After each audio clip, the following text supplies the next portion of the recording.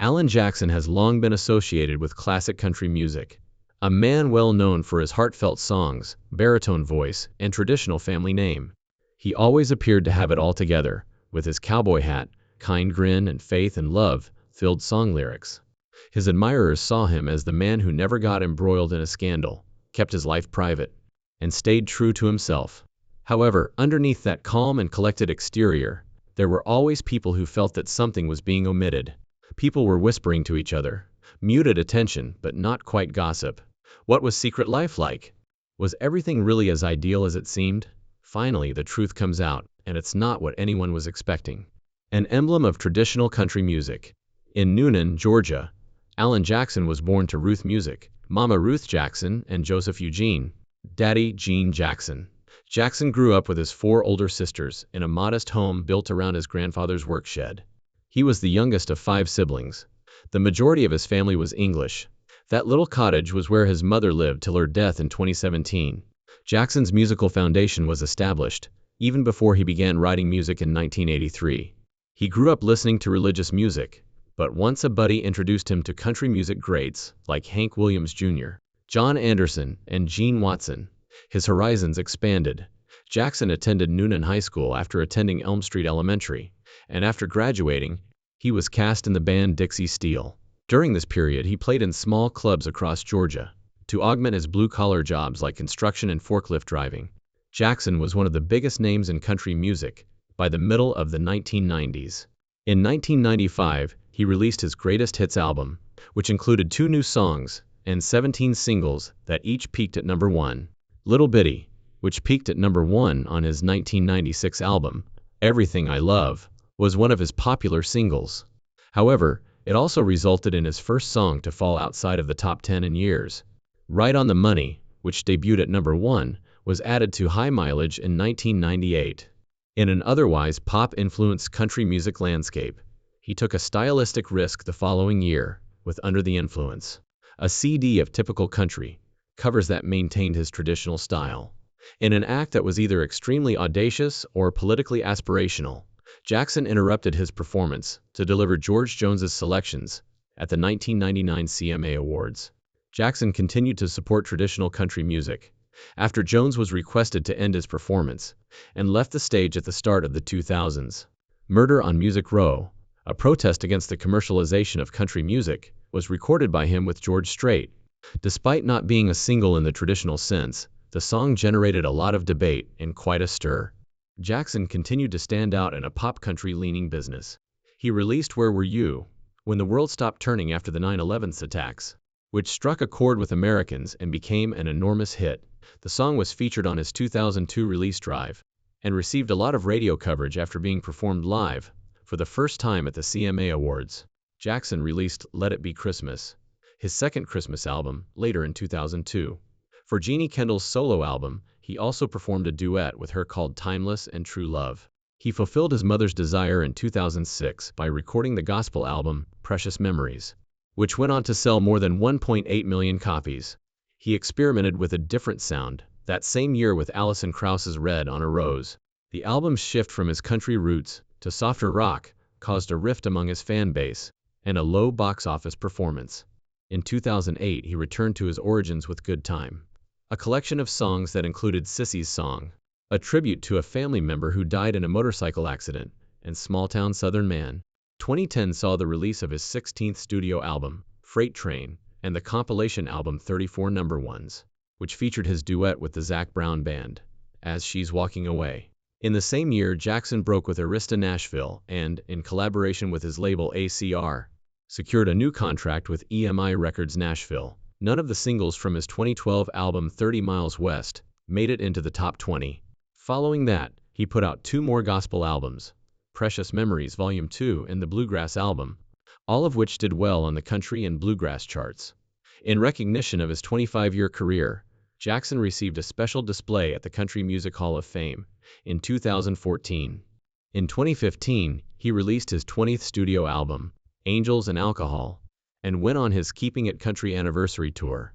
Jackson's position as one of the genre-defining voices in country music, family, faith, and friendship, was cemented in 2016 when he was chosen to be one of 30 artists on the Forever Country Project, a mashup honoring the 50th anniversary of the Country Music Association Awards. On December 15, 1979, Alan Jackson married Denise, his high school love. Over the years, the couple has experienced many highs and lows together, building a beautiful family in the process. Allie was born in 1993, Danny was born in 1997, and Maddie was born in 1990. Alan and Denise became joyful grandparents in December 2022, when their daughter Allie and her husband Sam welcomed their first child, a boy. This made the family even bigger. Their relationship had problems in 1998. The couple separated for a while due to the burden of popularity and a busy music career, but they later got back together and have remained together ever since. It's All About Him, Finding the Love of My Life, a book that Denise wrote about their romance, even made it to the New York Times bestseller list. Intimate descriptions of their relationship, its highs and lows, and how religion united them are all included in the book. She came back in 2008 with a second book, The Road Home, which is a present or memento. There are other family members with musical talent besides Alan Jackson. Adam Wright, his nephew, sings and writes country music. Adam and his spouse, Shannon, go on tour together as the Wrights. They even had the opportunity to co-write 2 tracks and contribute backing vocals for Alan's CD, What I Do. Brandon Moss, a former Major League Baseball player, is Jackson's cousin as well. Alan made headlines in 2009 when he listed his massive 135-acre mansion outside of Franklin, Tennessee, for $38 million. Later, in 2010, it sold for $28 million, making it one of the most expensive homes in the Nashville area. He spent almost $3.6 million that year on another home in the same suburb, though he eventually listed that one for sale as well. George Jones, another country music legend, was Alan's friend. In songs like Just Playin' Possum and Don't Rock the Jukebox, he honored their friendship. At the Grand Ole Opry's burial service for Jones in 2013, Alan performed his beloved song, He Stopped Loving Her Today.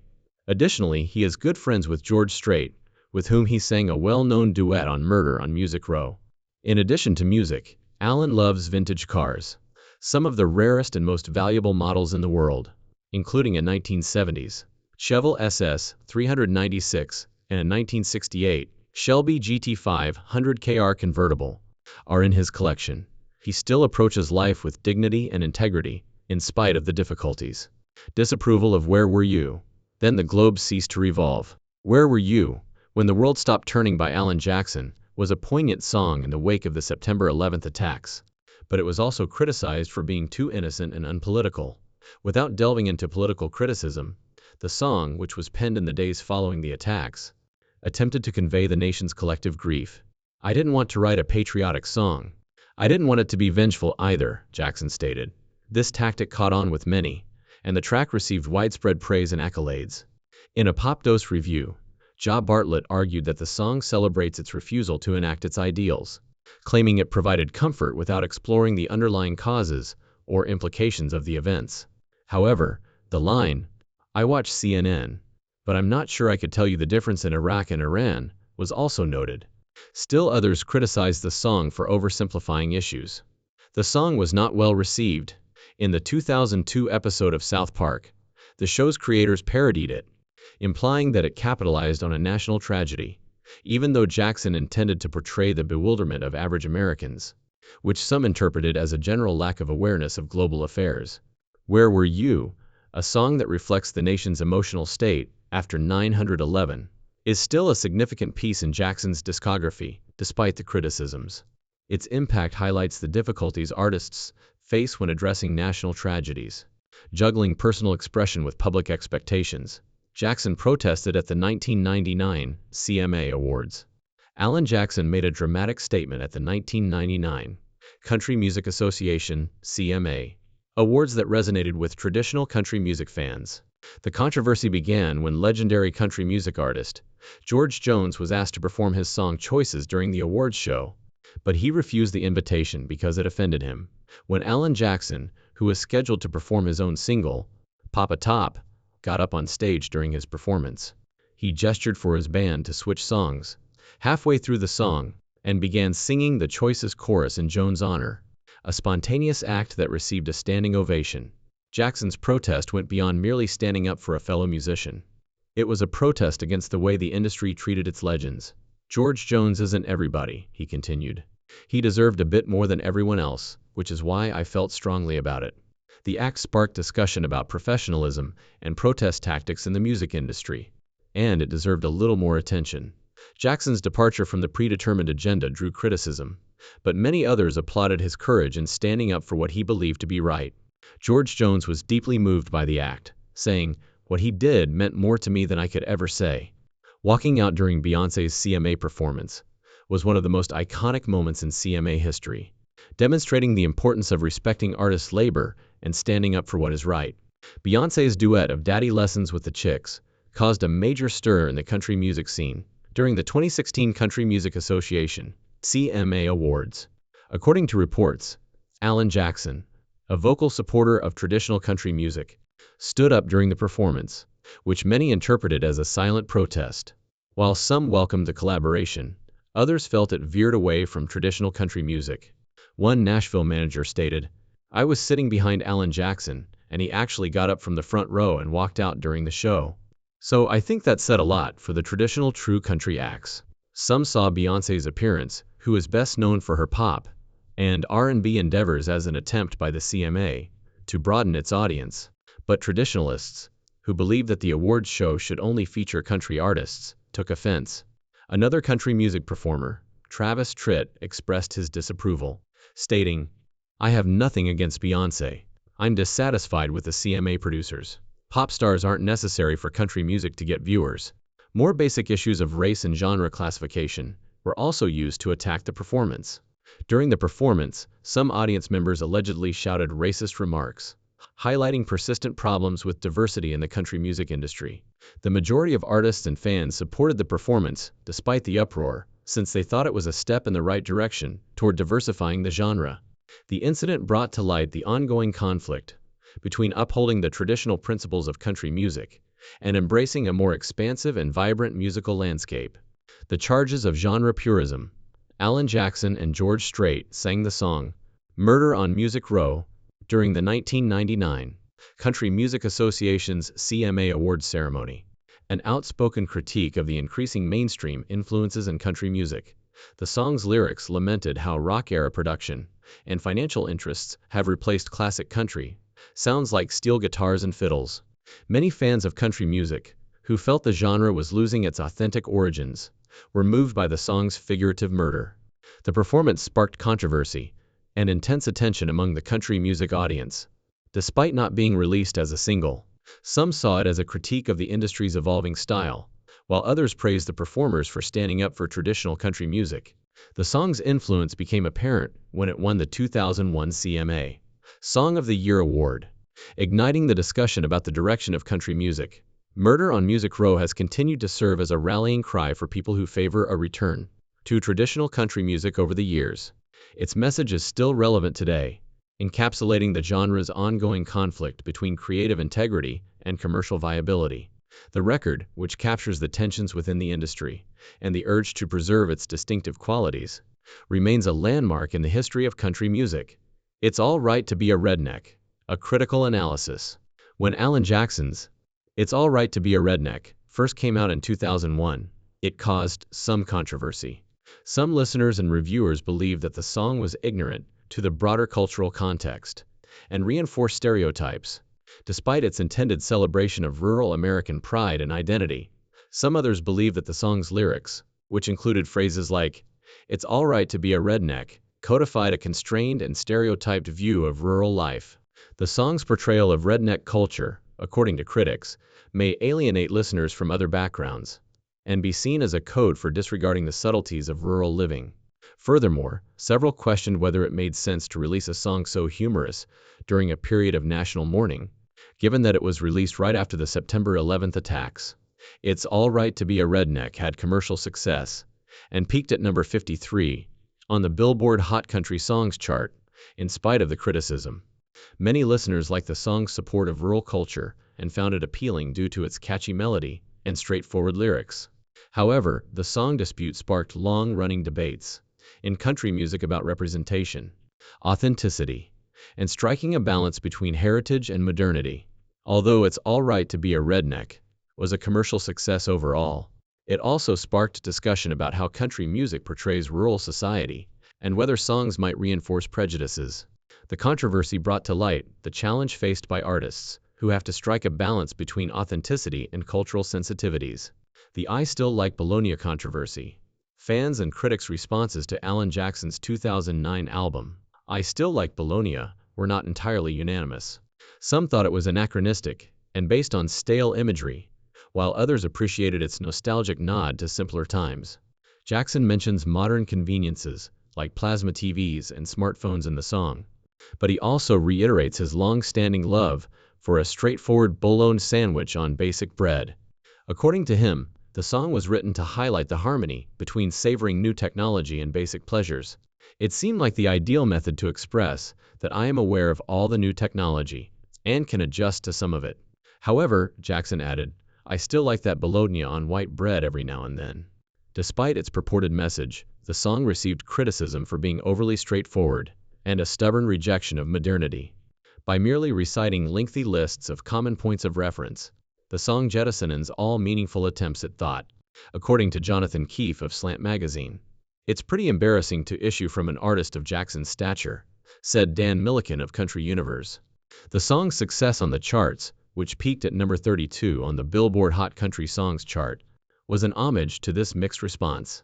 Jackson's first single since 2000 to fail to place in the top 20.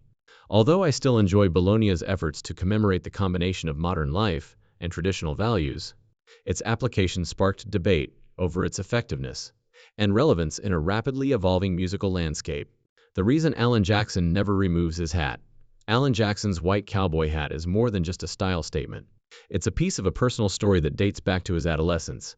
His booming voice, guitar in tow, and that omnipresent white cowboy hat have made him an iconic figure in the country music industry. Few people are aware, though, that he started donning the hat to hide something. Alan had an accident when he was a teenager that actually left a lasting impression. He sustained a noticeable scar right on his forehead after running through a glass door. He was self-conscious about how it looked, like most teenagers. Thus, instead of continuously justifying the scar or trying to hide it with bandages or makeup, he took a far more Alan Jackson approach. He put on a cowboy hat and turned away. What began as a way to hide a scar eventually became his signature. The hat had gradually become a part of him, to the extent that it is hard to picture him without it. If he weren't wearing that iconic hat, even his supporters would probably notice something different. There's more to the story, though. Have you ever seen his long hair peeking out from beneath the hat's edge? Nor was that a fashion statement. His constant touring lifestyle was the cause. Jackson barely had time for haircuts because he was traveling from place to city. Thus, his long hair just kind of happened and became a part of his easygoing country persona. Therefore, even while it might appear that Alan Jackson painstakingly crafted his persona cowboy hat, long hair, boots, and all, a large portion of it actually came from real-life situations and daily routines. His health struggles only serve to highlight the fact that often the most recognizable looks come from the most unexpected locations. Legendary country music performer Alan Jackson has long been well known for his heartfelt lyrics, cowboy hat, and genuine personality. However, he revealed something very personal in 2021. For almost 10 years, he had been battling Schum-Marie tooth disease, also known as CMT, a genetic neurological condition. I have this neuropathy and neurological disease. It's genetic that I got from my daddy, Alan revealed in an eye-opening appearance on the Today Show. There is no cure, but it has been bothering me for years and is becoming more noticeable. CMT affects the nervous system, causing muscle weakness, walking difficulties, and loss of balance. It does not shorten life expectancy, but it can make everyday activities like standing, walking, and even holding a microphone much more difficult. I've been hesitant to speak about this to my fans, Alan admitted, but I felt it was time, especially because fans were beginning to observe differences in his stage act.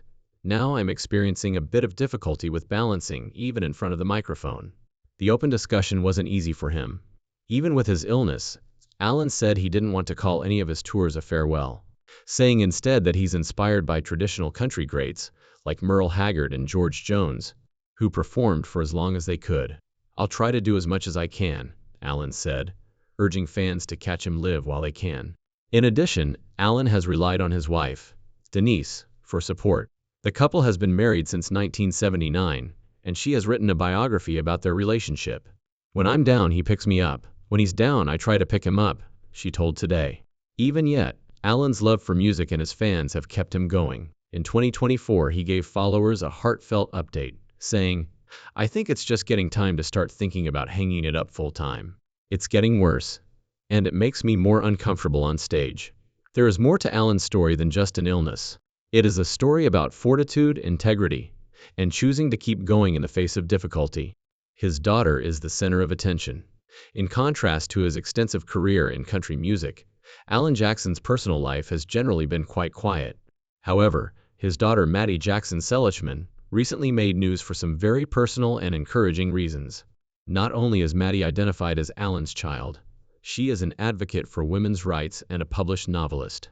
She proved that her interests go beyond simply being associated with country music royalty by founding Nashville, a social network dedicated to empowering and assisting women. Maddie's life hasn't been easy either. In 2018, she lost her spouse, Ben Seligman, in a strange accident. She was deeply shaken by the horrific event, which changed the way she saw the world. In 2021, Maddie authored a memoir titled Lemons on Friday, drawing on her own experience of healing and mourning. In the book, she candidly talks about religion, bereavement, and how she overcame adversity. It also contains glimpses of how, despite his tendency to keep things to himself emotionally, her father, Alan Jackson, quietly supported her through such personal difficulties. The memoir gives readers a glimpse into the family's healing process and coping mechanisms away from the spotlight. In addition to Maddie's story, people have started listening to Alan Jackson's songs again, with fresh insight, and wondering if there are deeper meanings in them than they previously knew. At first glance, titles like Where We Were You, When the World Stopped Turning, and Drive for Daddy Jean seem straightforward, sincere, and grounded ballads about family and the 9/11 events, respectively. However, some people think that Alan's more intense emotional struggles and experiences may also be concealed in these songs. It's possible that the lyrics don't always tell tales. They might be a reflection of Alan's own internal conflicts and repressed feelings, which he never discussed. As his followers attempt to envision how Alan's music might have served as a vehicle for him to deal with and express things he kept to himself, a newfound admiration for his music has resulted. Even though he is well known for his soft tones and classic country sound, there seems to be a growing understanding that his compositions are more emotionally complex than they first seem. It reminds us that beyond the polished songs and famous persona, there is a real person with a story of pain, love, and perseverance. Thus, even if Alan Jackson's life and profession have always touched a lot of people, his daughter's tales and the references in his songs provide our understanding of him even more depth. In addition to being a country music icon, he is also a father, a man enduring hardship, and an artist with nuanced aspects. One thing is evident when you consider all we have discussed, including personal hardships, family histories, conflicts, and criticism. There is more to Alan Jackson than just his success in country music. He is a complicated individual with strong convictions, a great appreciation for customs, and a genuine, occasionally challenging human journey behind the scenes. Even if it upsets certain people, he doesn't hesitate to voice his opinions. Alan has consistently adhered to his beliefs about what country music ought to be, whether it was by demonstrating at award presentations, leaving performances he didn't like, or producing songs that sparked controversy. Although it may not please everyone, his candor demonstrates his passion for the genre. Alan is not, however, only a superstar with an extravagant lifestyle. In addition to being a husband and father, he has been discreetly coping with a severe medical problem for years. He has a gentler, more private side that isn't often in the news, as evidenced by his support for his daughter Maddie and his relationship with his wife Denise. The fact that Alan has never attempted to be someone he is not is what truly sticks out. He hasn't played the celebrity game or followed trends. He has instead established a reputation for composing from the heart, remaining grounded, and letting the music speak for itself. Ultimately, there is no doubting that Alan Jackson has made a lasting impact on country music. Regardless of your opinion of all of his decisions, and while he bravely and rather dejectedly faces the future, fans everywhere will never forget the guy behind the hat, not just for his hits, but also for his heart. Please remember to give this video a thumbs up if you found this in-depth investigation enjoyable and learned something new. It is a huge benefit to us. To ensure you never miss an update, subscribe to the channel and click the notification bell if you want more stories like this one that are full with music, hidden facts, and the individuals who created the legends. We appreciate you watching, and we'll